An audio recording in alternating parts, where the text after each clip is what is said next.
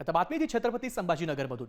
सुवर्णानगरमधील परीक्षा केंद्रावर high court typing skill state परीक्षेमध्ये मोठा गोंधळ झालाय।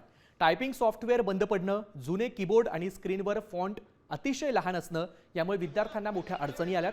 त्यामुळे संतप्त विद्यार्थ्यांनी रस्त्यावर उतरून आंदोलन केलंय।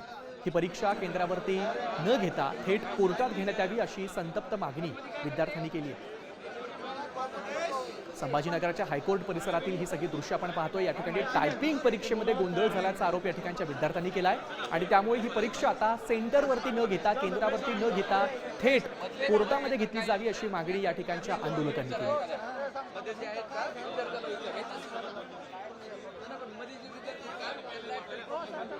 या परीक्षेमध्ये टायपिंग सॉफ्टवेअर बंद पडलं होतं, जुने कीबोर्ड देण्यात आले होते आणि स्क्रीनवरती अतिशय छोटा फॉन्ट होता। त्यामुळे विद्यार्थ्यांना मोठ्या अडचणींना या ठिकाणी सामोरं जावं लागलंय। हायकोर्ट टायपिंग स्किल स्टेट परीक्षा ही होती आणि या परीक्षेमध्ये हा सगळा गोंधळ झालाय।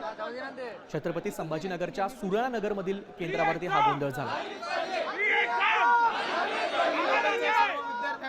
की टायपिंग एक्झाम जी होत होती ती इथून मागचा इतिहास बघितला तर कोर्ट स्वतः टायपिंग एक्झाम घेत होते आणि आतापर्यंत त्या कोर्टानं जी पण टायपिंग एक्झाम घेतली कधीच अडचण आली नाही, कारण न्यायालय पूर्ण पारदर्शक पद्धतीने एक्झाम घेतो आणि ही पहिल्यांदा ऑनलाईन टायपिंग एक्झाम घेण्यात आल्यामुळे हा गदारोळ तुम्ही पाहायला होता। त्याच्यामुळे आम्हाला हे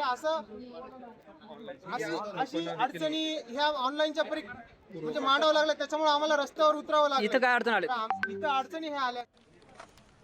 साम टीव्ही मला बघायला आवडतो, कारण त्यावर दाखवल्या जाणाऱ्या बातम्या रिलेट करतात।